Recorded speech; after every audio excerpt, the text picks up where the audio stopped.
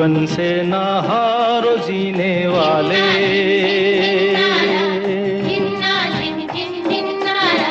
जीवन से ना हारो जीने वाले। बात मेरी तू मान अरे मत वाले, हर गम को तू अपना कर, दिल का दर्द छुपा कर बढ़ता चल, तू लहरा कर दुनिया के सुख दुख को बिसरा कर।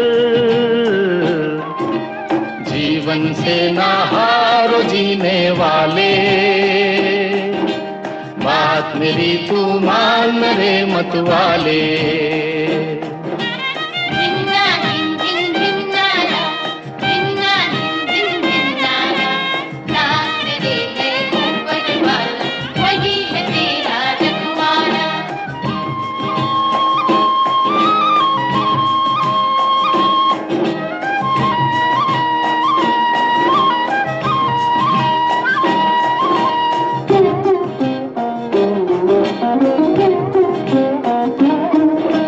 सुख दुख है जीवन के दो पैराए, धूप सुनहरी कहीं घनेरे साए।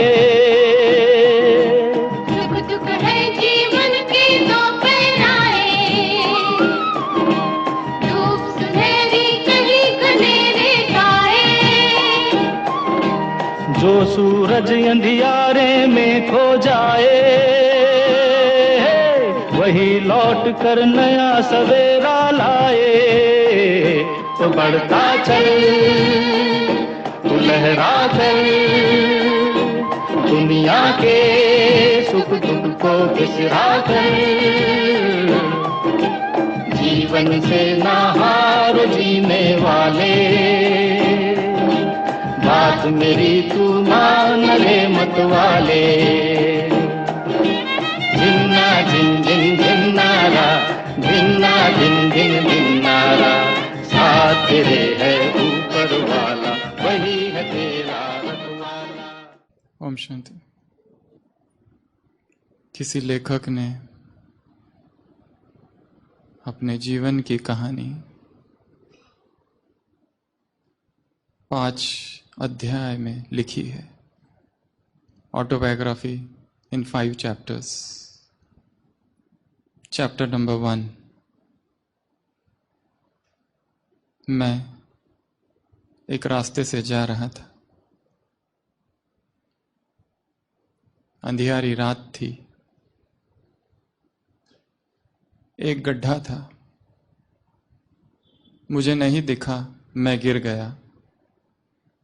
और गिरते ही मैंने कहा, मेरा कोई दोष नहीं।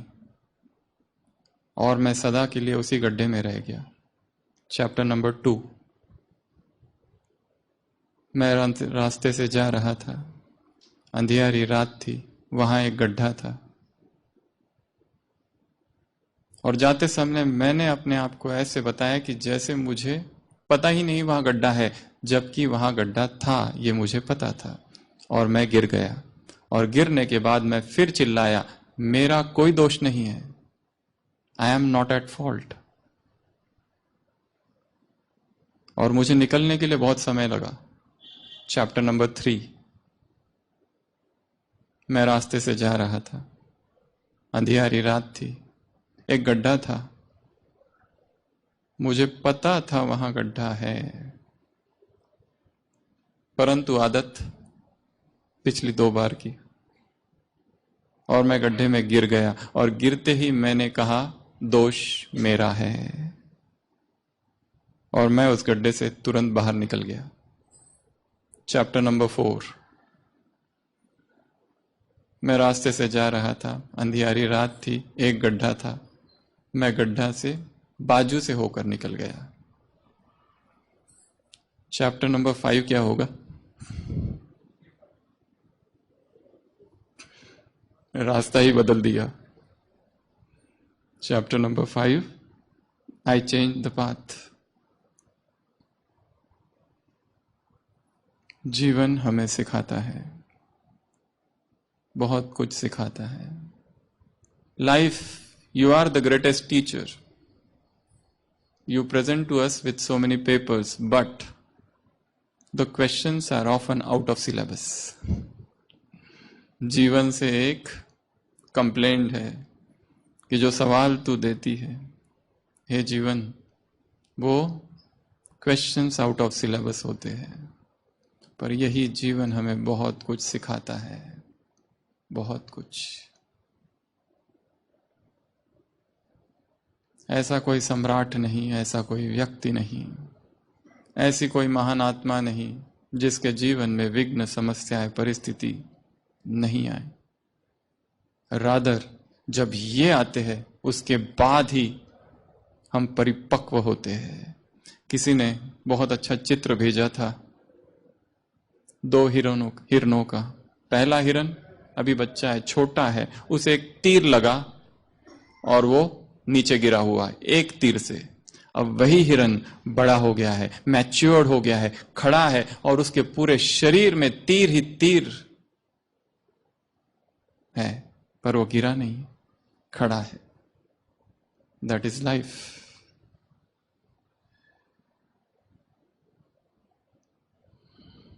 जब कोई परिस्थितियां नहीं, सब कुछ ठीक चल रहा है, तब शांत रहना बहुत आसान है। पर जीवन में जब विघ्नों की बौछार हो, परिस्थितियों पर परिस्थितियां आए, ऐसे समय में स्थिर रहना, यही मनुष्य की पहचान है, यही एक योगी की पहचान है। और आप सब जो यहां आए हैं, जीवन का यही राज, यही सीक्रेट सीखने आए हैं। समता, इक्वानिमिटी, इक्विपॉइस, सभी परिस्थितियों में स्थिर कैसे रहा जाए। सभी परिस्थितियों में अभी अभी सुख, अभी अभी दुख, हानि, लाभ, निंदा, स्तुति, जय, पराजय, बहुत सारी चीजें होती रहती है। यहां तक कि ये कहो कि एक ही दिन में 100 बातें होती है जो हमको हिलाने के लिए आती है, और हमें अडिग रहना है, अडोल रहना है और आगे बढ़ना है। यहां तक कि अपने आप को ऐसा बना देना है कि सारी परिस्थितियों को हम बदल दें। एक महिला जो किसी दफ्तर में काम करती है, अपने बॉस से परेशान है, अपने साथियों से परेशान है, अपने जूनियर से परेशान है, ट्रैवल से परेशान है, सब चीजों से परेशान है, वो सारी कंप्लेंट लेकर अपनी दादी के यहां पहुंचती है और अपने दादी से कहती है कि ये क्या जीवन है, आई एम रियली नॉनप्लस्ड, मैं कंफ्यूज्ड हूं, क्या किया जाए। जो कुछ करने जाती हूं उसमें विघ्न परिस्थितियां आती। कुछ भी करने जाओ, लोग विरोध करते हैं, अपोज करते हैं, क्रिटिसाइज करते हैं, बैक बाइट करते हैं, ब्लेम गेम करते हैं। इन सभी परिस्थितियों में मैं क्या करूं? मैं तो चाहती हूं कि सब अच्छा हो, पर लोग होने नहीं देते, क्या किया जाए। उसकी दादी मां कहती है, let us do an experiment. वो 3 बर्तन लेती है और तीनों बर्तनों में पानी और उसको गर्म करती है, और पहले बर्तन में गाजर, दूसरे बर्तन में अंडा और तीसरे बर्तन में कॉफी बीन्स डालती है। उसको बॉईल करती है और थोड़ी देर के बाद अपनी ग्रैंड डॉटर से कहती है, let us see what happens. गाजर नरम हो गया, परिस्थिति आई, आग, पानी, उबाल, उस परिस्थिति ने उस गाजर को कमजोर कर दिया। सेकंड नंबर, वो अंडा, वो ऊपर से कड़क रहा पर अंदर से नरम हो गया। और तीसरी परिस्थिति, उन कॉफी बीन्स ने क्या कर दिया, उनके सामने भी परिस्थिति आई पर उन्होंने उस पूरे पानी को ही चेंज कर दिया और कॉफी में परिणित कर दिया। These are the 3 types of people। पहले जो परिस्थितियां आती है और गिरकर कमजोर हो जाते हैं, टूट जाते हैं, हार जाते हैं, इतनी निराशा कि उस निराशा से निकल नहीं पा रहे। कोविड के समय में हमें याद है, ऊपर हॉस्पिटल में 2-2 घंटे में इमरजेंसी आती थी। एवरी पेशेंट कमिंग, जिसको वेंटिलेटर करो, इंटुबेट करो, वेंटिलेटर पे डालो। और उस पीरियड में बहुत सारी डेथ्स भी हुई, बहुत सारे बच्चे भी। पर वो जो ट्रॉमा था लोगों के मन से अब तक नहीं निकला है। एक साथ पहले पिताजी एडमिट हुए, फिर माँ एडमिट हुए, और फिर एक ही एडमिशन में दोनों की डेथ्स हुई। ये एक ऐसा सदमा था कई लोगों के लिए, उससे वो निकल नहीं पाए, अब तक नहीं निकल पाए हैं। और जीवन में ऐसी बहुत सी परिस्थितियां आती है कि हमें समझ नहीं आता है कि what are we to do, मुझे क्या करना चाहिए, और गिर जाते, थक जाते, हार जाते, उदास हो जाते, डिप्रेशन में चले जाते, और उस डिप्रेशन से and from out this darkness my soul shall arise never more, ऐसी अवस्था आ जाती है कि अभी इस अंधकार से निकलूं ही नहीं, कभी नहीं निकलूं। उदास। हमें याद है जब हम मुंबई में हॉस्पिटल में थे, वहां पे हमारे जो सर्जन थे, उनका एक ही बेटा था जिसको उन्होंने डेंटिस्ट बनाया, और डेंटल की पढ़ाई उसने लंदन में की, और अभी एग्जाम पूरी की, और घर पे फोन किया, पिताजी को बताया कि मेरा पेपर बहुत अच्छा गया है, अभी मैं घर जा रहा हूं। और थोड़ी देर के बाद दूसरा फोन आता है, यंग सन। वहां से वो निकला और एक्सीडेंट हो गया and death on the spot. अगला फोन आता है, एक्सीडेंट हुआ ये नहीं, your son is dead, is gone. हमको याद है कैसे वो हमारे जो सर थे एकदम शॉक में चले गए, कुछ मुंह से कुछ जैसे निकला ही नहीं, सदमा। सारी प्रैक्टिस सर्जरी की सब कुछ छूट गया, वो ऐसा शॉक था। और जीवन में अचानक ऐसी बहुत सी बातें हो गई, जिसे हमें बहुत प्यार करते हैं वो अचानक छोड़ के चला जाए, जिस पर हमने सबसे ज्यादा विश्वास किया वो धोखा दे दे। किसी की मृत्यु, स्वजनों की बीमारियां, कोई हमारा अपना था आज दुश्मन बन गया अचानक, क्या करे। अब तक के जीवन का सारा फलसफा, सारी फिलॉसफी, सब कुछ फेल हो जाती है उस समय। क्या ऐसा भी कोई ज्ञान है जो हमें परिस्थितियों में स्थिर रखे और कड़वा ना होने दे? नहीं तो लोग कड़वे हो जाते हैं, दे डेवलप हेट्रेट।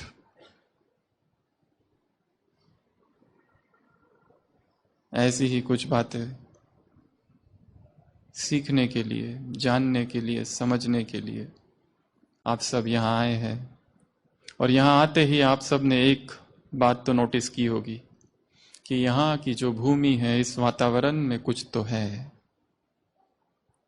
कि यहाँ आते ही जो एक स्ट्रेस था, एक टेंशन था, जैसे किसी ने सक कर लिया, एब्जॉर्ब्ड। किसी ने कुछ कहा नहीं, किसी ने कुछ बोला नहीं, परंतु यहां आते ही लगा, क्योंकि जहां आप आए हैं ये साधारण भूमि नहीं है, यहां कुछ और है। कुछ ऐसे प्रकंपन है प्रभु प्रेम के, कुछ ऐसे प्रकंपन है अध्यात्म के, कि इस वातावरण में, इस वायुमंडल में आते ही जैसे एक जादू सा छाया है, और वो मौन सा जादू है। एक मौन क्रांति अंदर घटित हो रही है।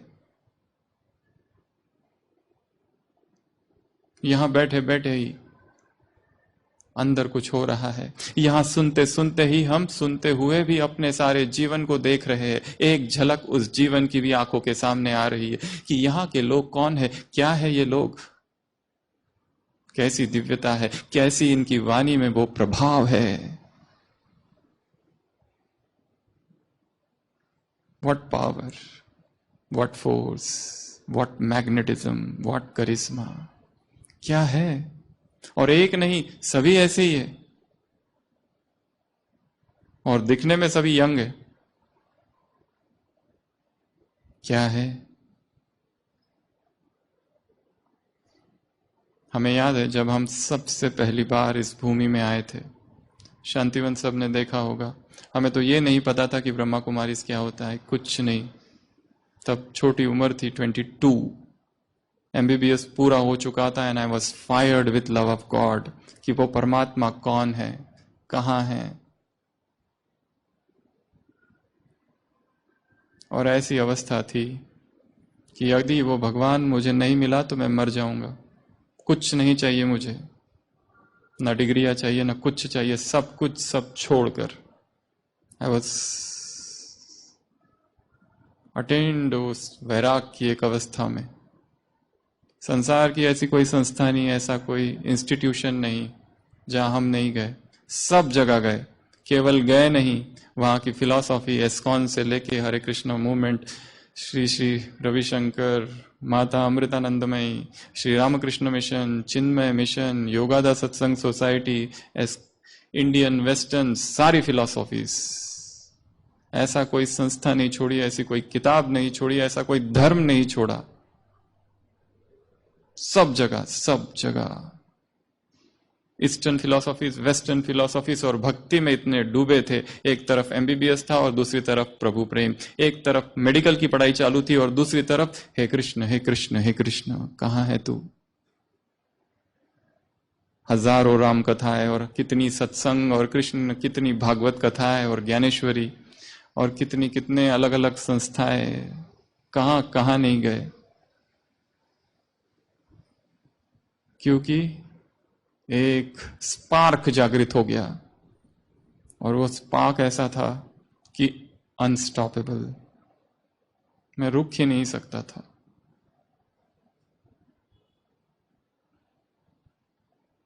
वो खोज हमें इस जगह तक लेके आई जहां आप अभी खड़े हैं, बैठे हैं।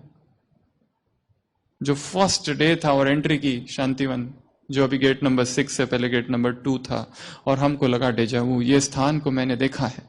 कब देखा है, कहां देखा है, मुझे पता नहीं,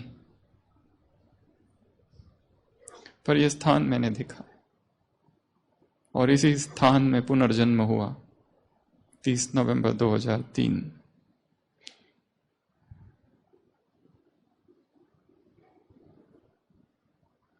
जो खोज थी वो रुक गई। हमें रोकने के लिए कम से कम 150-200 लोग आए होंगे कि एक इंटेलिजेंट व्यक्ति जिसने एमबीबीएस कर लिया, और वो एमबीबीएस में भी टॉपर है, अचानक उसको क्या हो गया, अचानक एक ऐसा डिसीजन ले रहा है वो। ऐसा हुआ क्या? पेरेंट्स वेर शॉक्ड जब हमने उनको बताया था कि I am giving up the world, जब हमने उनको बताया कि मुझे संन्यास लेना है, मुझे यह संसार नहीं चाहिए। और ऐसी अवस्था में हम यहां पहुंचे थे। अगर इस संस्था का कोई हेड भी हमको आके कहता था कि ये ब्रह्मा कुमारी से और ये इसकी फिलॉसफी है, ये आत्मा है, ये परमात्मा है, ये परम धाम है, ये सूक्ष्म वतन है, ये विनाश है और ये सतयुग है और ये ऐसी बात है, I would have rejected all the philosophies. क्योंकि माइंड में वेदांत भरा था, eastern western philosophy, saint John, saint Bernard, Christian philosophy, Sikhism की फिलॉसफी, बुद्धिज्म की फिलॉसफी, विपाशना की फिलॉसफी, एस्कॉन की फिलॉसफी। एक तरफ अथाह भक्ति, ऐसी भक्ति कि कृष्ण कृष्ण करते करते गिर जाते थे नीचे।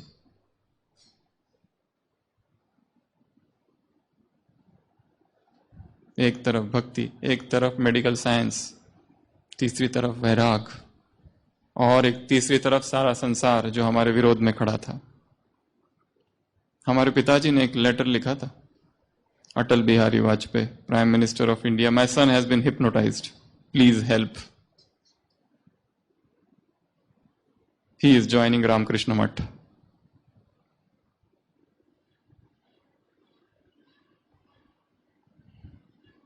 इस अवस्था में हम इस स्थान में आए थे, और यहां के किसी व्यक्ति ने हमको कुछ नहीं कहा, न बोला।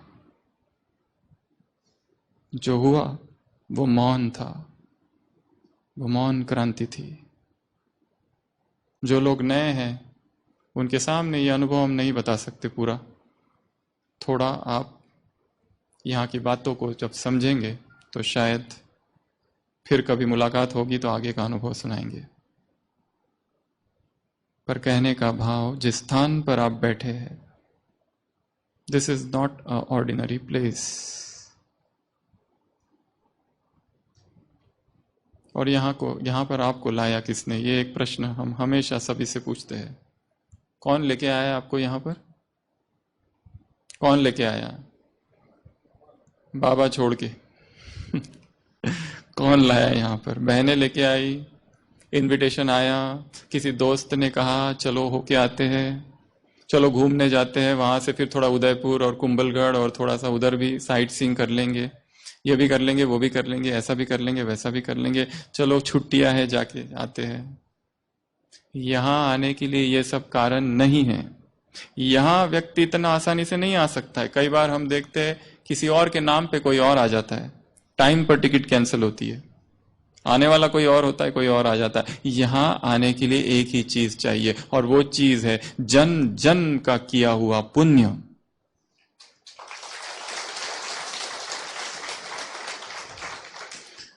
वो पुण्य ढकेल ढकेल कर यहां तक पहुंचाता है। बिना उसके वन्य भूमि पनपंत पहारा, जहां जहां नाथ पाव तुम धारा। जहां पर उस परमात्मा के कदम पड़े हैं, उस भूमि पर आना इतनी साधारण बात नहीं है। लोग तीर्थ यात्राओं पर जाते, कितने पैसे खर्च करते, पर क्या वहां भगवान है? भगवान की खोज है। कितनी किताबें लिखी हुई है। हमें खुद अपना उदाहरण पता है, एक एक दिन में 2-2, 3-3 किताबें पढ़ लेते थे। कभी श्री औरबिंदो, कभी श्री रमन महर्षि,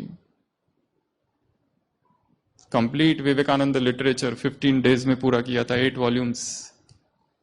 कैसा पागलपन था कि मुझे जानना है, मुझे समझना है, what is God, what is Vedanta, प्रज्ञानम ब्रह्म, ये अथतो ब्रह्म जिज्ञासा, क्या है ये, और क्यों मैं जाऊं किसी भी फिलॉसफी को? I can not accept. मुझे कोई कुछ भी बता दे ये ऐसा ऐसा है, शुड आई एक्सेप्ट? बिल्कुल नहीं। हमें तो यहां तक याद है, एक बार हम ब्रह्मा कुमारी सेंटर पर गए थे, पीछे जाकर बैठे, वहां पे एक बहन जी कुछ पढ़ रहे थे मुरली, और उन्होंने कहा भक्ति है रात, हम उठ के चले गए। भक्ति को रात कह रहे, ज्ञान है दिन, out. Rather I was opposed to this philosophy. जो कुछ है, और जब आए तो यहां रहने के लिए नहीं आए थे, बस 2-3 दिन के लिए आए थे, बस यहां से कहीं और जाना था। फाइनल डेस्टिनेशन हो चुका था, जीवन का लक्ष्य था भगवान को पाना है, और भगवान को पाने का एक ही मार्ग था, सन्यास, और सब कुछ छोड़कर। परंतु एक अदृश्य शक्ति ने हमको रोक दिया। हमने अपने पिताजी से कहा था कि मुझे रोकना मत, अगर भगवान स्वयं आएगा तो ही मैं रुकूंगा। उन्होंने ऐसा कोई पुरुषार्थ नहीं छोड़ा जो हमें रोकने के लिए, सब कुछ किया। कितने रिश्तेदार रोज समझाने आते थे घर पर, 1.5 महीना तो घर पर ही लॉक कर दिया था। इसकी बुद्धि खराब हो गई है, किताबें पढ़ पढ़ के इसका दिमाग खराब हो गया है, सारी हमारी किताबें छुपा के रख दी, और बहुत कुछ हुआ।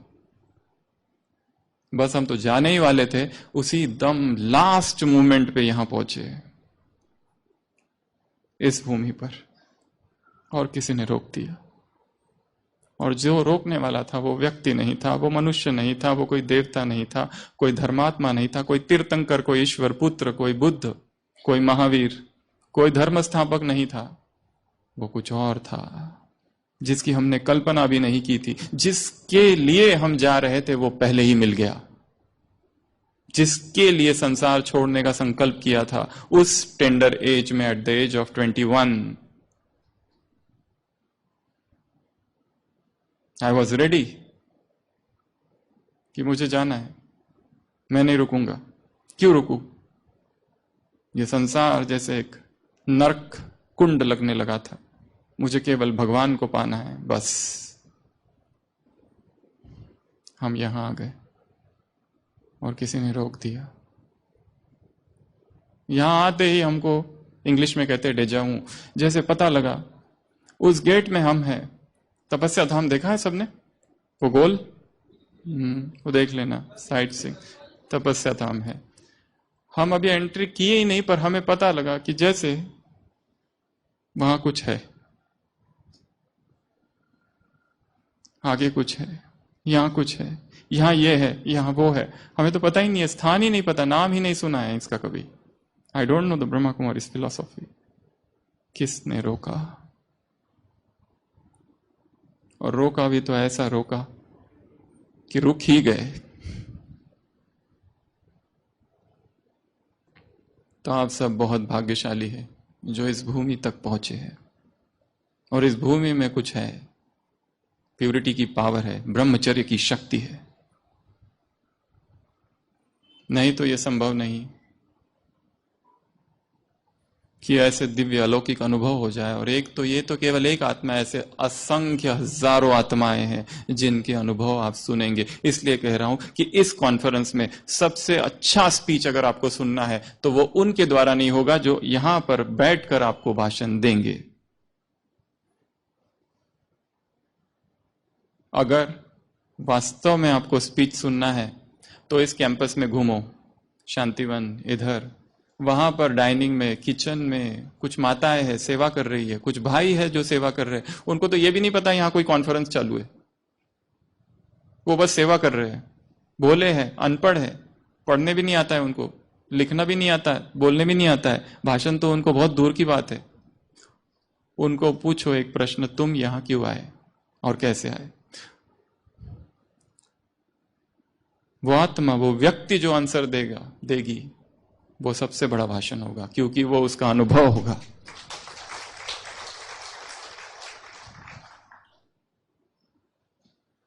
उसमें कोई रिटोरिक नहीं होगा, उसमें कोई अलंकार नहीं होगा, उसमें भाषा की कोई शैली नहीं होगी, टूटी फूटी भाषा होगी। परंतु वो माता जो कुछ सुनाएगी वो उसके दिल की बात होगी। इसके लिए काम आप सबको दे रहे हैं। जब तक यहां हो तब तक ये काम करना है। चुपचाप घूमो और जो भी सेवा करते हुए दिख रहे हैं उनको रोको और पूछो, व्हाई आर यू हियर? एक बहुत बड़े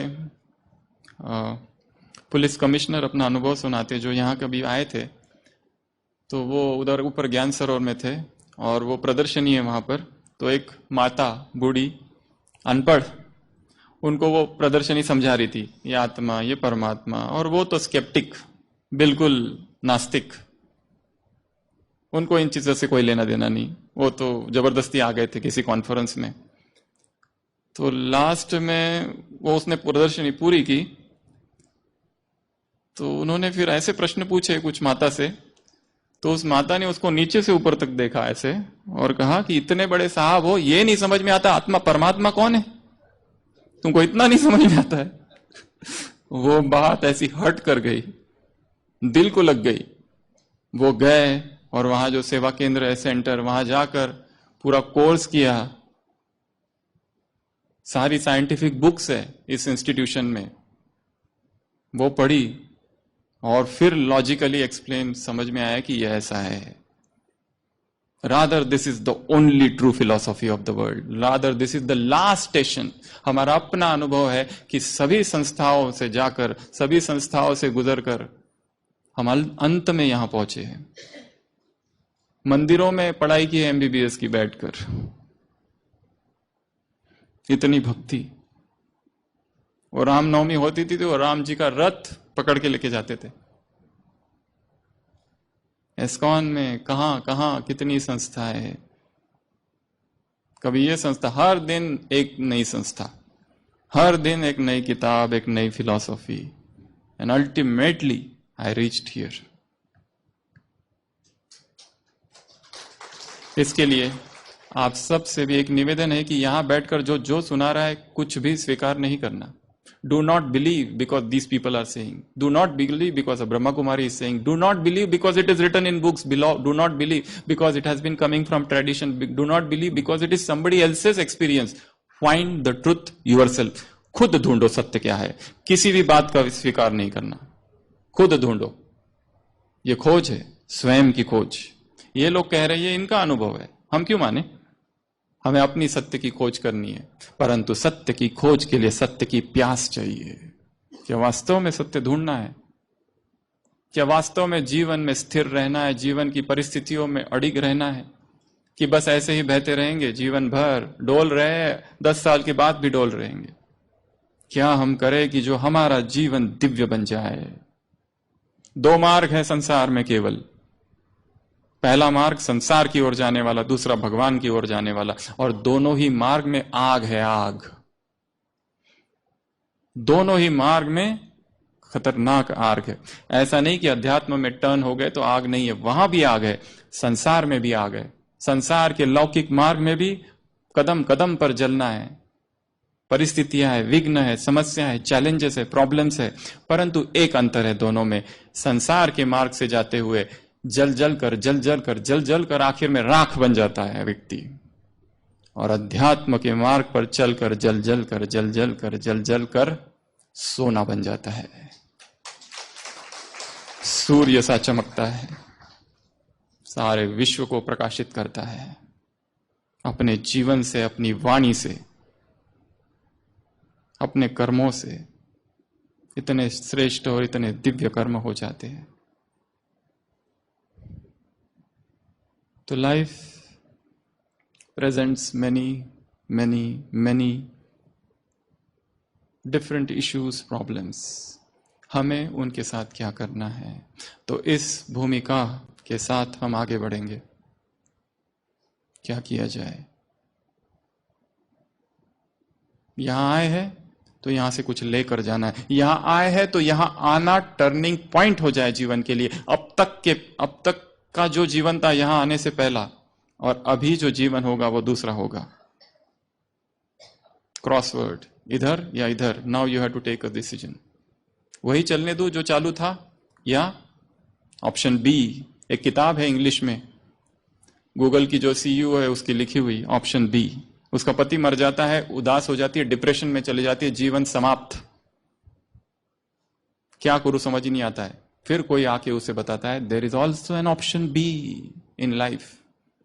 ऑप्शन बी भी है। ऑप्शन ए तो ट्राई कर लिया है, मिला क्या? दुख, अशांति, वैमनस्य, misunderstanding, superiority complex, inferiority complex, blame game, self victimisation, sorrow absorption, depression.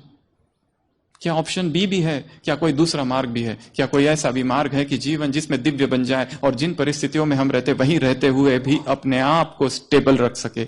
Yes, there is a way out. और वही मार्ग सुनने के लिए, समझने के लिए, जानने के लिए आप सब यहां आए हैं। और यहां बैठे बैठे केवल सुनना नहीं है, सुनते सुनते अपने जीवन में डुबकी लगानी है। बीच बीच में अब तक का अपना जीवन देखना है, उसमें क्या चल रहा है, किस तरह की हलचल चल रही है, करियर में क्या हलचल चल रही है, रिलेशनशिप्स में क्या हलचल चल रही है, लाइफ में क्या हलचल चल रही है, ट्रैवल में क्या हलचल चल रही है, फूड में क्या हलचल चल रही है, फिजिकल डिसीजेस, बीमारियों में क्या चल रहा है। रिव्यू एवरीथिंग, अब तक जो कुछ हुआ पास्ट लाइफ में। और यहां से जाने से पहले अगले 6 मास की प्लानिंग करके जाना है। यहां बैठे हुए अपने वहां के जीवन को देखो। You are in different time and place. यहां से वहां का अच्छे से दिखाई दे सकता है, सारा देखो बीच बीच में।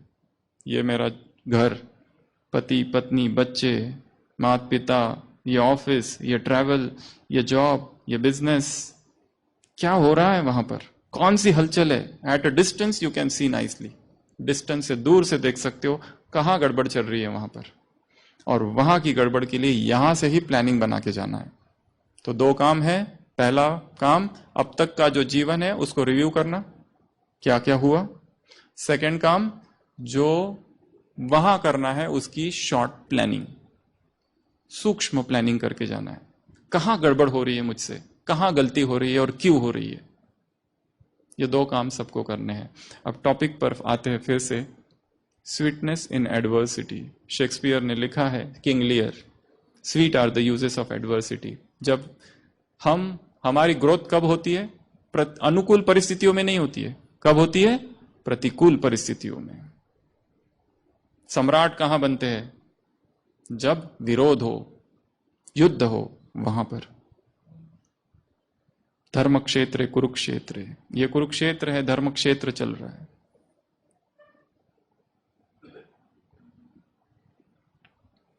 और परिस्थितियां तो आएगी, और बहुत आएगी, हर दिन आएगी। यहां तक कि यहीं से आना चालू हो जाएगी। जहां अभी बैठे हो वहीं पे शायद अभी चल रही है। जो कमरा मिला है, बाजू में जो कमरे में है, उसके खर्राटे हमें नींद नहीं लेने देते। परिस्थिति तो अब भी है सामने। कदम कदम पर परिस्थिति है और हर जगह पर है, उससे छूट नहीं सकते। हम सोचे कि हमारे घर में एक रावण है, इस घर को छोड़ के कहीं और जाओ, वहां 10 रावण बैठे हुए हैं। ये बॉस ठीक नहीं है, इस बॉस को चेंज कर देते हैं। वहां दूसरे जो 10 बॉस है वो क्या होंगे पता नहीं। ये फिर भी परिचित रावण है, चित परिचित, इसके स्वभाव से हम जान चुके हैं, 10 साल से झेल रहे हैं। नया पता नहीं कैसा होगा। तो ऐसी कुछ बातें हम देखेंगे। जीवन में अचानक जब परिस्थिति आ जाए तो क्या किया जाए, कैसे वो स्वीटनेस मेंटेन किया जाए, ऐसी 16 बातें। Point 1, paper. क्या सोचो, ये एक पेपर है। ये जो परिस्थिति है, परिस्थिति नहीं है ये क्या है, एक पेपर, और मुझे पास होना है। मैं फेल नहीं हो सकता। How many times I will fail. एक जोक अगर कोई 10 बार सुनाते हैं तो हंसते हैं क्या कोई? नहीं। फिर अपनी की हुई गलती पर 10 बार पश्चाताप कर चुके, फिर भी पश्चाताप करते रहते, फिर भी दुखी होते रहते। व्हाई?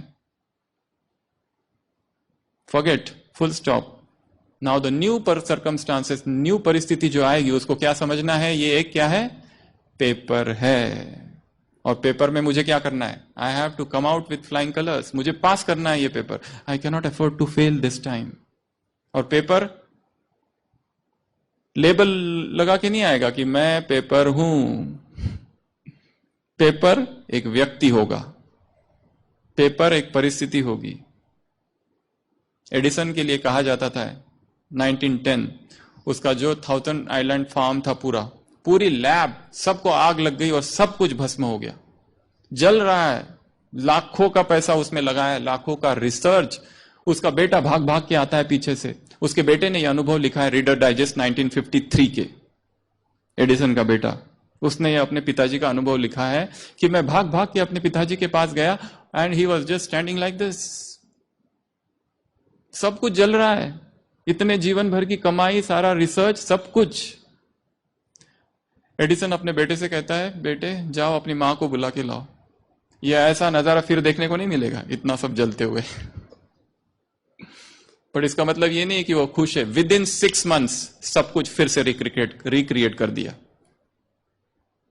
कोई दूसरा होता, पूरा बिजनेस में देवाला निकल गया, अब बैठो, कुछ नहीं करना है, छोड़ो, उदास, दुखी। लाइफ में जो परिस्थिति आ रही है उनको क्या समझेंगे, पहला पेपर है, मुझे क्या करना है, पेपर को पास करना है। और बड़े बड़े पेपर आएंगे, बहुत बड़े बड़े पेपर। हमें याद है अपने ही जीवन का अनुभव। एमबीबीएस हो गया, हम यहां आए, यहां रुक गए, यहां कुछ समय थे, फिर एक बार तो पीजी मिल चुकी थी, वो गवर्नमेंट की सीट छोड़ दी थी एमडी की, ऐसा वैराग था।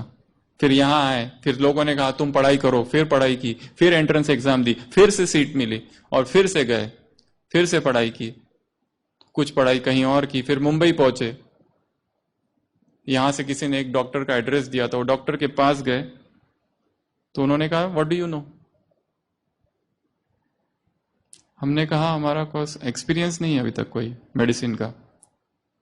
ही said out, beggars are not choosers, beggars are not choosers. तुम नहीं डिसाइड करोगे तुमको क्या जॉब चाहिए, आउट।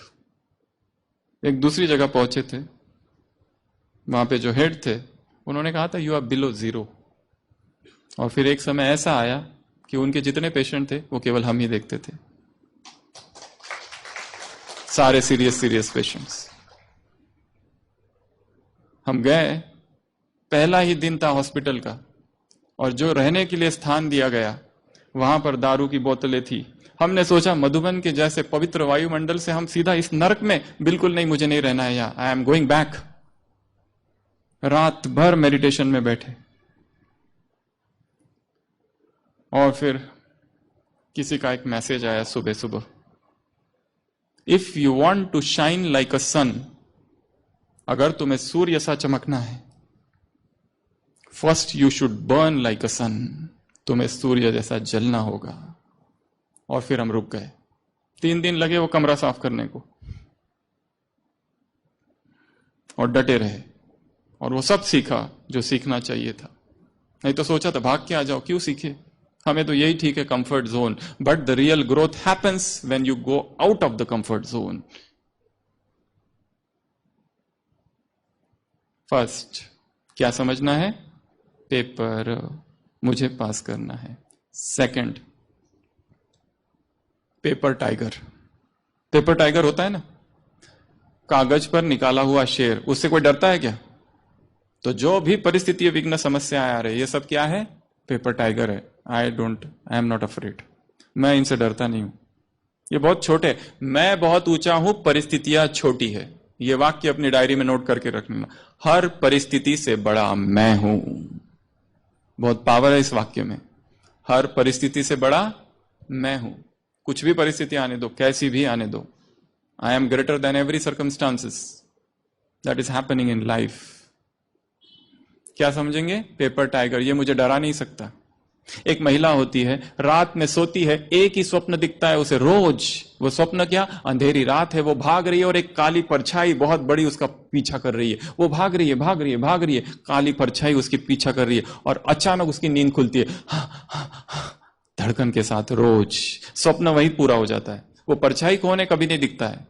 एक रात फिर से वही स्वप्न दिखता है, पर इस बार दौड़ते दौड़ते खाई आ जाती है, वो वहीं गिर जाती है पीठ के बल, और वो परछाई उसके ऊपर आ जाती है, काली परछाई, डरावनी।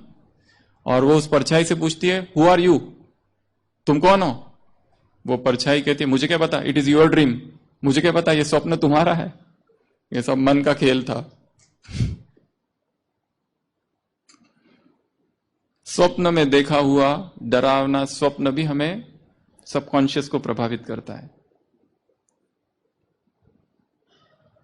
डर को निकालना है। अभय, अभय और निर्भय में अंतर है। फियरलेसनेस एंड अभय, अभयाम, अभयम। अभय एक दूसरी अवस्था है। अभय अर्थात एब्सेंस ऑफ फियर नहीं है। अभय अर्थात भय का अभाव नहीं। अभय अर्थात सारे भयों के साथ अज्ञात में छलांग, इज कॉल्ड अभय। भय है, किसको भय नहीं है? सबकी को डर लगता है पहली बार, पर सभी भयों के साथ अज्ञात में छलांग लगाना, यह है निर्भयता या अभय, इसको कहते हैं। तीसरा, खेल, खिलौना है। परिस्थितियों को क्या समझोगे? खिलौने हैं ये, खिलौने हैं ये माटी के, मुश्किलों में दम नहीं। ये छोटे छोटे खिलौने हैं, इनसे क्या डरना? खिलौना समझना, ये खिलौना आया है, it is to play. I can not be afraid. कुछ भी हो जाए, निंदा हो जाए, अपमान हो जाए, कुछ भी हो जाए, यदि हमें पता है हम सत्य है, तो हमें डरने की आवश्यकता नहीं है। जो असत्य है उसको भय लगता है, सत्य को नहीं। इसके लिए सत्य की नाव को पकड़ के रखना है बस, फिर कुछ नहीं होगा। सारी दुनिया एक तरफ, हम एक तरफ, फिर भी जीत हमारी होगी, क्योंकि सत्य स्वयं सिद्ध है, उसे सिद्ध करने की आवश्यकता ही नहीं है। क्या समझेंगे? खिलौना। चौथा, कार्टून शो। ये संसार क्या है? एक कार्टून शो। वो मिकी माउस का खेल देखा है ना? कैसे भागता है, इधर भागता है, उधर भागता है, फिर नीचे गिरता है, फिर खड़ा होता है, कभी उसके ऊपर से ट्रक चला जाता है, ऐसे चपक जाता है, फिर खड़ा हो जाता है। So you have to enjoy this world. ये कार्टून शो चल रहा है, पर एंजॉय वो कर सकेंगे जो ऑडियंस की भूमिका अदा कर सके। बीच बीच में साक्षी होने का अभ्यास करना है, अपने ही जीवन को साक्षी होकर देखना है, और वो काम आपको अगले 2-3 दिनों में करना है। सुबह से लेकर रात तक आपका वहां का जो जीवन है, चुपचाप देखो, जैसे वो मैं नहीं हूं, मैं कुछ और हूं। एक अमेरिकन फिल्म एक्टर लिखता है अपनी जीवन कहानी में, I have played so many roles. मैंने अपने जीवन में इतने रोल्स प्ले किए कि अब मुझे पता चल रहा है, अब मुझे समझ नहीं आ रहा है मैं इन सब में से कौन हूं। Is lost. क्या हम भी तो लॉस्ट नहीं हो गए? वी आर पॉलीसाइकिक, मल्टीपल पर्सनैलिटीज है हमारी। एक ही व्यक्ति के अंदर पता नहीं कितने व्यक्तित्व छुपे हुए हैं, बहु व्यक्तित्व। सुबह सुबह कुछ है, शाम को कुछ है, दोपहर को कुछ है। सुबह पत्नी के साथ लड़ाई हो जाती है, भयंकर लड़ाई हो जाती है। ऑफिस के लिए निकलता है, व्यक्ति सोचता है कि इसने गलती सारी उसी की थी, बिल्कुल उसको वैसा नहीं करना चाहिए। ऑफिस में आता है, काम करते करते थोड़ा सा एहसास होता है गलती तो उसकी नहीं मेरी भी थी, आधी उसकी थी आधी उसकी थी। दोपहर तक उसको पता चलता है गलती सारी मेरी ही थी। शाम को सोचता है कि उसके लिए कोई गिफ्ट लेके जाऊंगा, और जाते जाते कोई गिफ्ट खरीदता है, और जाते जाते ये भी सोचता है कि जाके पहले सॉरी करूंगा और फिर गिफ्ट दूंगा, और जब पहुंचता है गिफ्ट और सॉरी एक तरफ, वापस झगड़ा चालू।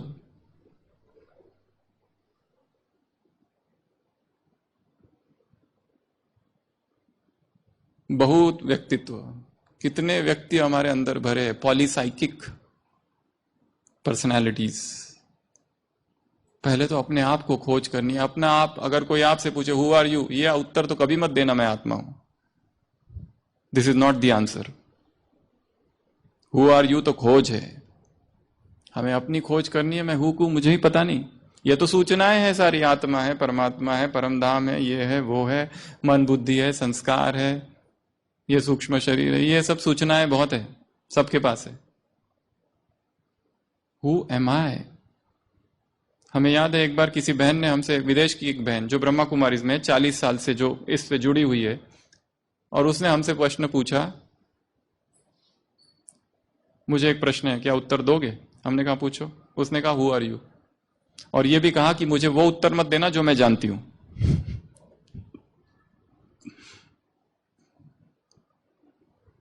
खोज करनी है।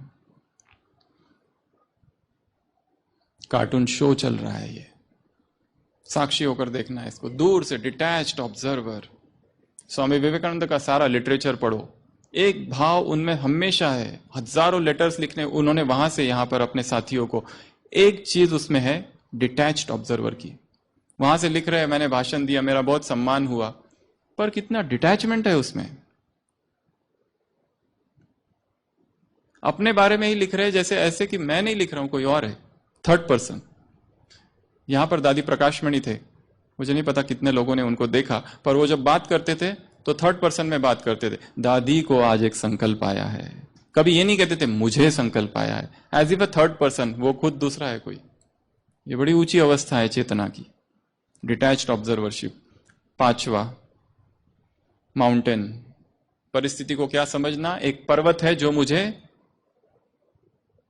आरोहण करना है, और इतना आसान नहीं है ये। अनुरिमा सिन्हा का उदाहरण सबने सुना है, पैर टूट गया, फिर भी संकल्प आया कि नहीं चढ़ना है, और चढ़ के दिखाया माउंट एवरेस्ट। संकल्प। पैर से नहीं चलते हम, यहां से चलते हैं। हम देखते हैं पैरालिसिस पेशेंट्स रोज कितने सारे हॉस्पिटल में एडमिट रहते हैं। एक्चुअली पैरालिसिस, मेंटल पैरालिसिस ज्यादा होता है, पैर का कम।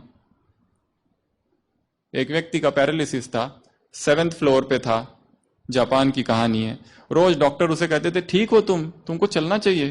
वो कहता नहीं, कैसे चलूं, पैर पैरालिसिस है। और अचानक एक दिन अर्थक्वेक आ जाता है, और वहां से भाग के सीधा नीचे आता है, और वापस फिर याद आता है, अरे मैं तो पैरालिसिस हूं, अभी चलो, अभी नहीं चल सकता। फिर चले कैसे? It was a mental paralysis. Shock की आवश्यकता है। यहां आना भी एक शौक ही है आपके लिए। यहां मत समझना कि यहां बहुत सब कुछ अच्छा अच्छा अच्छा। यहां पर चेतना पर डंडे पड़ रहे हैं कि तुम जो ये कर रहे हो ये गलत है, कम बैक, ये मार्ग नहीं है, सत्य कुछ और है। माउंटेन है, मुझे क्लाइम करना है। अगला, स्टेपिंग स्टोन। ये परिस्थिति क्या है, इस पर पैर रखकर मैं आगे बढ़ूंगा, इस परिस्थिति पर पैर रखकर मैं आगे बढ़ूंगा। कई लोग कहते हैं 5 साल पहले हमारा इतना अच्छा सब कुछ चल रहा था, ये 5 साल से सब गड़बड़ चल रही है। हम पीछे चले गए, जैसे पीछे नहीं गए हैं, 5 साल पहले जहां थे उससे आगे हो, क्योंकि अभी तुम्हारे पास गिरने का अनुभव है, पहले गिरने का अनुभव नहीं था। तो आर यू अहेड और बैक? You are ahead. Mount, stepping stone. अगला, ये एक साइड सीन है। जब ट्रेन से गुजरते हैं तो क्या होता है, कितने सीन दिखते हैं। वैसे ये पूरा सृष्टि चक्र, ये सृष्टि एक ड्रामा है, हम सब एक्टर्स है, ये रंगमंच है, यहां पर सीन्स बदल रहे हैं। ये साइड सीन है, सीन अलग, साइड सीन अलग, ये साइड सीन है। ट्रेन में हम जा रहे हैं, कुछ दिख रहा है, कुछ गड़बड़ हो रही है, हम दुखी होते हैं क्या? नहीं, वो चला जाएगा, ये भी बीत जाएगा, अनित्य है। थोड़े समय रहेगा चला जाएगा, थोड़े समय रहेगा चला जाएगा। एक शिष्य अपने गुरु के पास जाता है, कहता है बिल्कुल मैं मेडिटेशन नहीं करता, इतने मच्छर काटते हैं। गुरु कहते हैं don't worry, it will pass away, ये चला जाएगा, अनित्य है। थोड़े दिन के बाद आता है, गुरु को कहता है अभी मेरा बहुत अच्छा से कंसंट्रेशन होता है, I can sit in meditation very nicely. गुरु कहता है ये भी अनित्य है, ये भी गुजर जाएगा, डोंट वरी।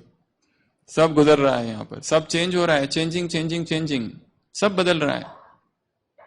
हम किसको पकड़ के रखे? ट्रेन में लोग मिलते हैं, अगर हम उनसे दोस्ती कर ले और लगाओ, उसका जब स्टेशन आएगा तो उतर जाएगा वो। फिर हम कहेंगे नहीं तुम मुझे छोड़ के मत जाओ, उसका स्टेशन आ गया, उसको उतरना ही है, ही विल गो अवे, फिर वो रुक नहीं सकता। अगला सीन्स ऑफ ड्रामा, इसके पहला बताया था साइड सीन, वो अलग जो आ रहे और जा रहे, और दूसरा अगर ये ड्रामा है, इस ड्रामा में स्टेज पर नए नए सीन्स आ रहे हैं, कभी कुछ आ रहा है, कभी कुछ आ रहा है, कभी कुछ आ रहा है, विशाल स्टेज मंच पर। तो ये परिस्थितियां भी सीन से अलग अलग, अभी कुछ हो रहा है, कभी कुछ हो रहा है। मैं क्यों प्रभावित हूं? मुझे स्थिर रहना है, बस ये संकल्प चाहिए। और वही कला इस कॉन्फ्रेंस से आपको सीखनी है कि कैसे स्टेबल रहे। उसके लिए मॉर्निंग का जो मेडिटेशन हो रहा है उसको धीरे धीरे करना चालू करेंगे। राजयोग के जो सेशंस हो रहे हैं सुबह शाम या दोपहर में भी जब भी होते हैं, उन सेशंस को से सीखना है, और वही मेडिटेशन हमको स्टेबल करेगा। मेडिटेशन अर्थात टू गो विद इन, अपने अंदर जाके स्थिर करना स्वयं को, यह है meditation. Art of being not doing, कुछ करना नहीं है, होना है। अगला कार्मिक अकाउंट, जो कुछ हमारे साथ हो रहा है वो सब क्या है? कर्म का हिसाब किताब। गरीब माँ बाप है, बच्चे का जन्म होता है, डॉक्टर कहता है 5वें दिन इसके दिल में छेद है, ऑपरेशन करना पड़ेगा, 5 लाख का खर्चा है। वो कहते कहां से लाए? यहां वहां से पैसे जमा करते हैं, बेचारे उधार लेते हैं, बैंक से लेते हैं, लोन लेते हैं, पैसे जमा करते हैं, बच्चे का ऑपरेशन होता है, ऑपरेशन के 10वें दिन बच्चा मर जाता है। किस लिए आया था वो? क्यों आया था?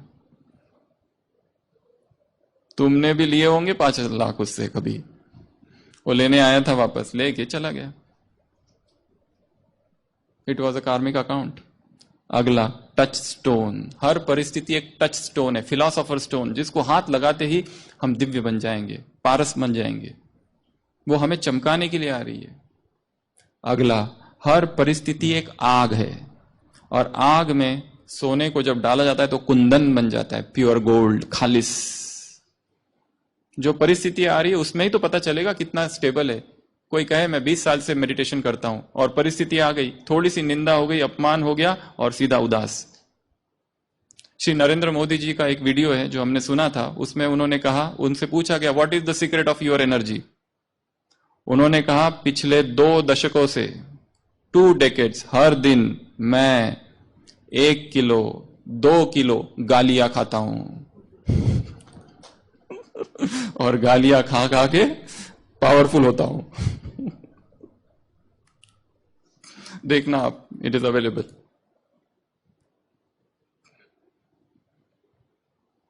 टच स्टोन है, फायर है, परिस्थिति है जो भी आ रही है, इसके लिए घबराना नहीं है। अगला गिफ्ट, हर परिस्थिति क्या है? एक सौगात है। तूफान है, पर तूफान में तोहफा है छिपा हुआ। हर अकल्याण के पीछे कल्याण छिपा हुआ है। इसी यज्ञ की एक कहानी है, इसी यज्ञ की। यह यज्ञ आपने सुना होगा, थोड़ा सा इतिहास। 1936-37 सिंध हैदराबाद में चालू हुआ, और फिर 1950 में 5550 माउंट आबू में शिफ्ट हुए, 5 मई 1950। वहां की एक कहानी है कि एक माता जो इस ज्ञान में आ गई, और वो इतना दुखी थी, तो यज्ञ के संस्थापक दादा लेखराज ब्रह्मा बाबा उनके पास पहुंची और कहने लगी कि मेरे से एक पाप हो गया। जब भारत पाकिस्तान का पार्टीशन हो रहा था, तब मेरे द्वारा एक पाप हुआ है। वो क्या पाप था? पूछते उसको, उस माता को बाबा पूछते। वो कहती है मेरे 2 छोटे छोटे बच्चे थे, एकदम छोटे, और मेरे घर को आग लगा दी गई, और मैंने इतनी डर गई कि अपने को बचाने के लिए मैंने उन दोनों बेटों पर पैर रख दिए और कूद कर बाहर आ गई, और मेरे दोनों बच्चे मर गए। अब बताओ क्या?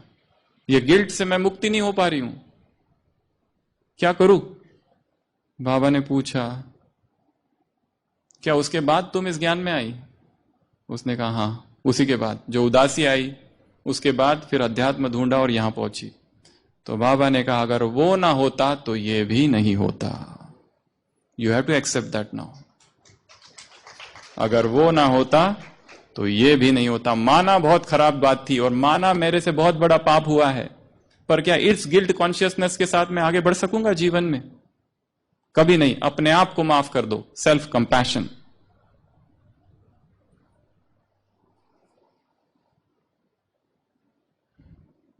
अगला, दो बंदर है, एक बंदर और एक बंदरी। आकाशवाणी होती है, दोनों डाली पर बैठे हुए। आकाशवाणी होती है कूद जाओ, परी बन जाओगे। वो बंदरी जो होती है कूद जाती है। बंदर को थोड़ा डाउट लगता है कि should I, at the risk of fractures. वो नहीं कूदता है, पर वो बंदरी गिरती है और परी बन जाती है। तो बंदर को लगता है लेट मी ऑल्सो ट्राई, और वो गिरता है और उसको फ्रैक्चर हो जाता है। टाइम। हर परिस्थिति तुम्हें परी बनाने आ रहा है, बट जंप, कूद जाओ उसमें। जब जीवन में दो ऑप्शंस हो, ये करूं कि ये करूं, ये करूं कि ये करूं, टू बी और not to be, to be और नॉट टू बी, शेक्सपियर के हैमलेट की तरह, टू बी और not to be, to be और करूं कि न करूं। हे करावे कि हे करावे कि ते करावे कि ते करावे कि ते करावे कि ते करावे कि ते करावे कि ते। कविता है एक, क्या करूं, हे कि ते, ये या वो। ऐसा जब हो तब एक ऑप्शन ले लो और फिर ये भूल जाओ कि ये दूसरा ऑप्शन भी था। अब जो होगा सो देखेंगे, दैट्स इट, नो कंफ्यूजन। जो होगा देखेंगे। इसलिए हर परिस्थिति हमें परी बनाने के लिए आई है। परी या परा। पर टाइम पर कूदना, नहीं तो फिर हड्डियां जाएगी, क्योंकि टाइम था। अगला, कहते हैं समस्या को क्या करके खा जाओ, क्या बना के खा जाओ, समोसा। पर समस्या को क्या करो, समोसा बना के खा जाओ। Just enjoy it, it is so tasty. ऐसी परिस्थिति फिर नहीं आएगी। ऐसा अपमान, आहा हा हा, ऐसा घुटनों में दर्द, क्या फ्रैक्चर है ये भी, वाह वाह वाह वाह। दो ऑप्शन है, एक तो दुखी होते रहो, कोसते रहो, जो भी मिलने आता है, क्या हुआ, अरे मैं वहां से जा रहा था, गलती उसकी है, उसने एक्सीडेंट करा दिया, वो जाता है। दूसरा आता है, क्या हुआ, अरे मैं गलती उसकी है। कितनी बार वो कैसेट रिकॉर्ड करता है पेशेंट, जो भी मिलने आता है उसको पूरी आप बीती सुनाता है, गलती उसकी है, गलती उसकी है। इधर रिकॉर्डिंग हो रहा है। एक्सेप्ट, हो गया बस, फुल स्टॉप। जो हो गया बहुत अच्छा हुआ, एक्सेप्ट इट। तो समोसा बना के खा लो। अगला 15th, हर परिस्थिति एक छन्नी और हथौड़ा है। किस लिए आई है, किस लिए? मूर्ति बन रही है, और मूर्ति जब तैयार हो जाती है तो जो फाइन स्ट्रक्चर होते हैं ना, जैसे नाक, इसके लिए बड़े फाइन स्ट्रोक्स लगते हैं, वो तो ज्यादा दर्द करते हैं। हमारी भी मूर्ति बन रही है, हम देवता बन रहे हैं। परिस्थितियां तो आनी ही है, आनी ही चाहिए। जिसके जीवन में जितनी ज्यादा परिस्थिति, वो ज्यादा शक्तिशाली। Two ways diverged in the wood, and I took the one less traveled, and that has made all the difference. दो मार्ग थे, एक था जिसमें कोई नहीं था, भीड़ बहुत कम थी, वो मैंने चुना, बस उसी ने फर्क कर दिया सब कुछ।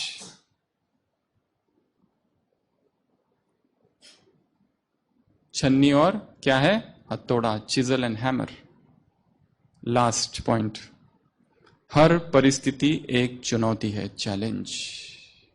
मैं इस चुनौती को स्वीकार करता हूं। यह महावीर और योद्धा की निशानी है। In the fell clutch of circumstances, my head is bloody but unbowed. I am the master of my fate. I am the captain of my ship. कवि लिखता है कि मेरा खून से लथपथ पूरा सिर है मेरा, but I am unbowed. Agnipath Agnipath Agnipath. I will not bow down. मैं झुकूंगा नहीं, मैं हारूंगा नहीं, मिटूंगा नहीं, रुकूंगा नहीं, मुझे आगे बढ़ना है। कांटे रोंदूंगा, अपनी राह बनाऊंगा। तुम फूलों भरी डगर की बातें किया करो, मैं गोताखोर, मुझे गहरे जाना होगा। तुम तट पर बैठ भंवर की बातें किया करो। यह कविता हमने बचपन में सुनी थी और तब से याद है। बचपन की सुनी हुई छोटी छोटी बातों ने कैसा प्रभाव कर दिया मन पर। हमें याद है मराठी का एक गीत है, 2 ही लाइन सुनी थी बस, 2 ही लाइन, बहुत छोटी अवस्था में, और वो गीत तो मिला ही नहीं। वो गीत तो अभी अभी कुछ सालों में पूरा सुना। तब तो ना इंटरनेट था, ना तो कहां से गीत लाए वो, बस कहीं से जा रहे थे, 10 या 12 साल की उम्र होगी, और उसका जो एक वाक्य था मराठी में था, हे जीवन ना तरी व्यर्थ मी सिद्ध मरायाला हो, बलसागर भारत हो वो। यह जीवन वैसे भी व्यर्थ है, मैं सिद्ध मरूंगा अगर मरूंगा तो। सर्वस्व त्यास अर्पीना, इस देश के लिए अपना सर्वस्व अर्पण कर दूंगा। बस ये वाक्य इतने ही सुने, और वो वाक्य 10 स्टैंडर्ड, 12 स्टैंडर्ड, पूरा MBBS, PG, वहां तक उसके शक्ति चलती रही, मैं हारूंगा नहीं। ये जीवन व्यर्थ है, वैसे भी मैं आया हूं तो कुछ करूंगा, ऐसे ही नहीं जी सकता मैं जैसे संसार के लोग जी रहे, जीते हैं, मरते हैं, अपने लिए जीते हैं। विवेकानंद ने कहीं लिखा है, my interest are not Indian but international. मैं भारत के लिए नहीं आया हूं, विश्व के लिए आया हूं। तो ऐसी ये 16 बातें थी। परिस्थिति हमें कटु ना बना दे, वो स्वीटनेस हम रिटेन करें विद इन। 2-3 मिनट सभी मेडिटेशन करेंगे, सभी अलर्ट होके बैठेंगे, डायरी पेन पेंसिल सब बाजू में, स्थिर, एकाग्र। रेड लाइट करेंगे, मन को स्थिर कर देंगे, सारे शरीर की हलचल समाप्त।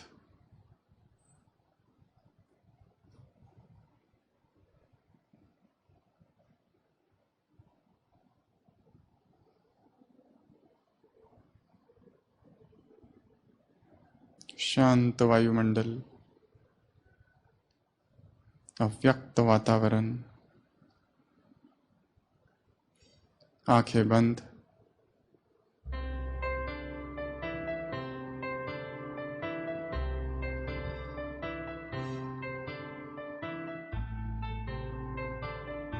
संसार के इस सागर में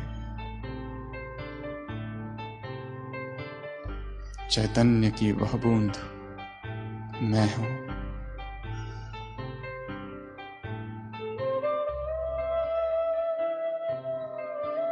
मन शांत, बुद्धि एकाग्र, देह के भव्य भाल पर विराजमान एक तेजस्वी सितारा मैं हूं।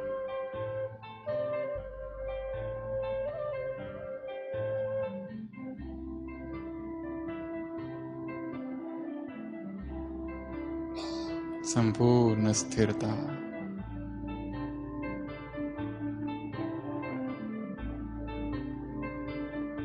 वायुमंडल में अव्यक्त प्रवाह, मन शांत शांत शांत।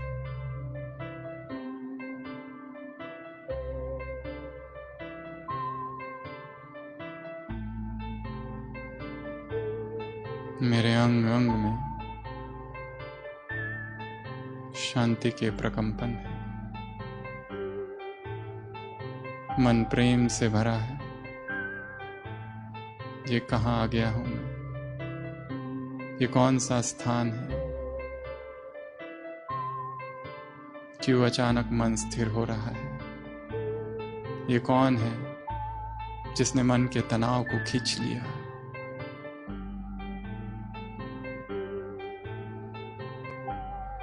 ये कौन सी तरंगे हैं,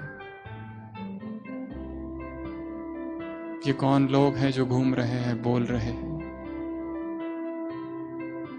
ये कैसी दिव्य वानियां चल रही है।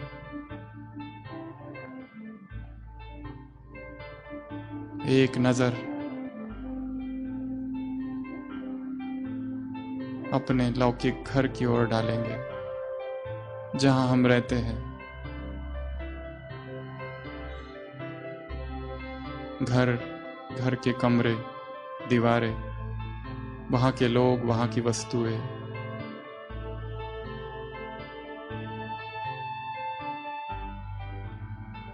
उस सड़क को देखेंगे जहां से हम रोज गुजरते हैं, वो ऑफिस, वो दफ्तर, वहां के लोग, वहां का सारा जीवन आंखों के सामने लाएंगे। क्या हो रहा है, मैं कहाँ हूं और कौन हूं? क्या वैसे ही शांत हूं जैसे यहां हूं? अपने जीवन में आई हुई सारी परिस्थितियों को एक बड़े से स्क्रीन पर देखेंगे, मन की आंखों से। ये परिस्थितियां आई थी और चली गई, अनित्य, थोड़े देर रही और चली गई। कितना ना धन्यवाद उन सब का, उन लोगों का जिन्होंने विरोध किया, अपमान किया, मुझे और मजबूत बनाया। धन्यवाद उन सभी का जिन्होंने सहयोग दिया, आगे बढ़ाया। अपने जीवन की सारी परिस्थितियों को इस लाइट स्क्रीन पर देखेंगे। बचपन में लौट जाओ, जहां जन्म हुआ था, माँ बाप, स्कूल, कॉलेज, भाई बहन, सब देखो।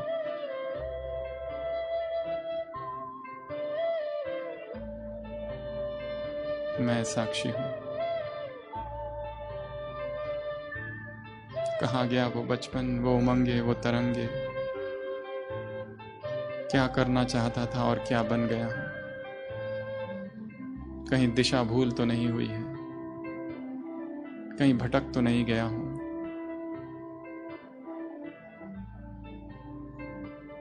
क्या यही जीवन का लक्ष्य है? क्या यही शांति का मार्ग है? Am I lost somewhere?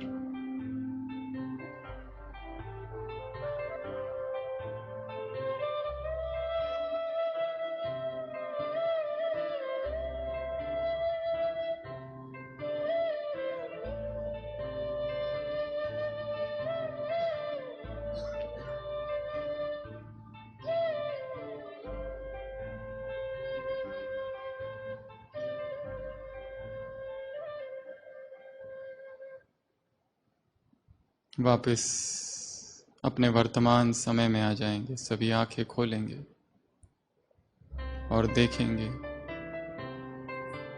अब मैं कहाँ हूं और यहां से कहाँ जाना है। यहां से कौन सी यात्रा अब मुझे करनी है। यहां आना व्यर्थ नहीं जाएगा। नियति ने अवसर दिया है खुद को ठीक करने का। परमात्मा की कृपा बरसी है जो यहां आया हूं। जीवन जो अस्त व्यस्त है, जो बिखर गया है, उसे ठीक करना है।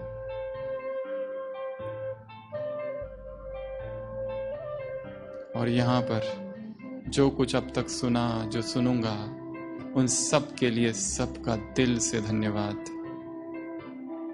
The deep feeling of gratitude, the feeling of positivity. जीवन में हर चीज के लिए धन्यवाद। अब तक जो कुछ हुआ जीवन में, मेरे से बहुत गलतियां हुई, मैं अपने आप को माफ करता हूं, करती हूं, क्योंकि अब मुझे नई शुरुआत करनी है। जीवन से न हार,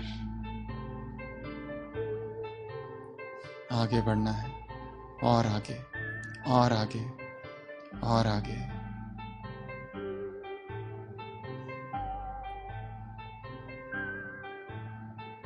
एक नई आशा की किरण आई है, एक नई उम्मीद, एक नया होप, नई जुस्तजू, नया पुरुषार्थ, नया जीवन, नई सुबह, नई रात, नया काम, नए कर्म, नए संकल्प, नए बोल, नई दृष्टि, नई वृत्ति, नए स्वप्न, नए संस्कार, सब कुछ नया। बाबा, तेरा लाख लाख धन्यवाद जो तू मुझको यहां ले आया।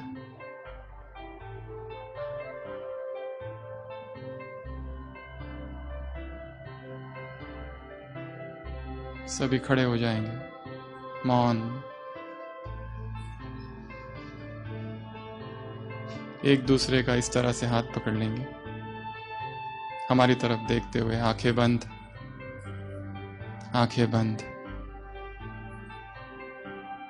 सभी आंखें बंद। मेरे अंग अंग में दिव्य ऊर्जा का संचार हो रहा है। मेरे अंग अंग में वायुमंडल की पवित्र तरंगे प्रवेश कर रही है। ये परमात्मा अवतरण भूमि है। रोम रोम में पुलक रोमांच होता उठ रहा है। मेरे दोनों हाथों से पवित्र ऊर्जा, प्योर वाइब्रेशंस इन दो व्यक्तियों को जा रहे हैं और उन दो व्यक्तियों के प्योर वाइब्रेशंस मुझे आ रहे हैं। ट्रेमेंडस energy with in. I feel extreme power. A orbit of energy, ऊर्जा का एक वर्तुल तैयार हुआ है।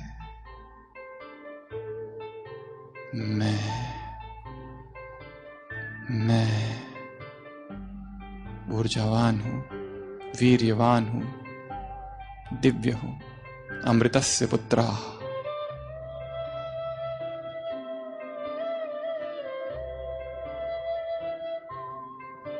मेरे रोम रोम में दिव्य ऊर्जा संचारित हो रही है।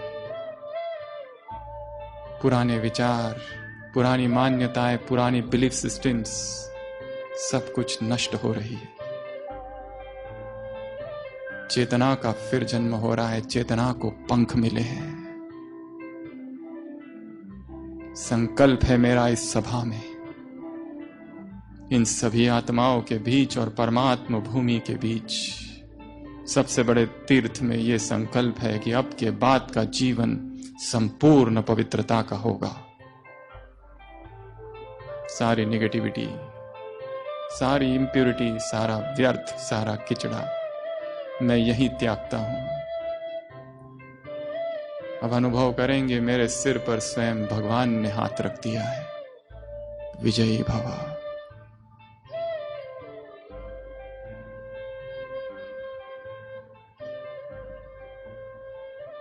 ओम शांति। सभी बैठ जाएंगे। ओम शांति।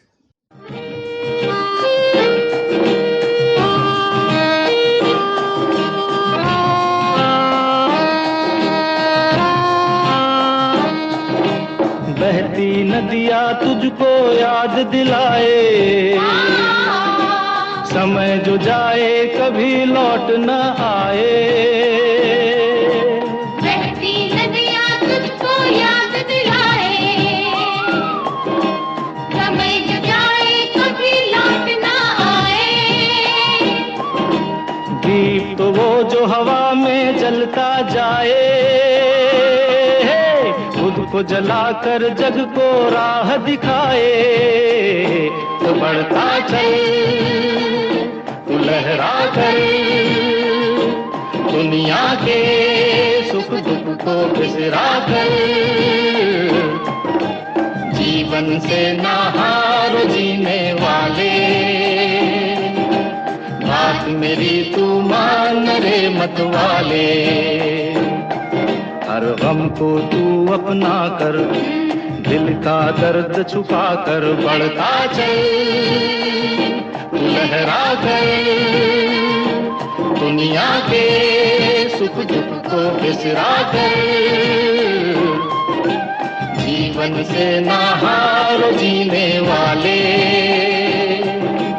बात मेरी तू मान रे मत वाले। धिन्ना धिन धिन धिन्नारा, धिन्ना धिन धिन धिन्नारा। साथ तेरे है ऊपर वाला, वही है तेरा रखवाला।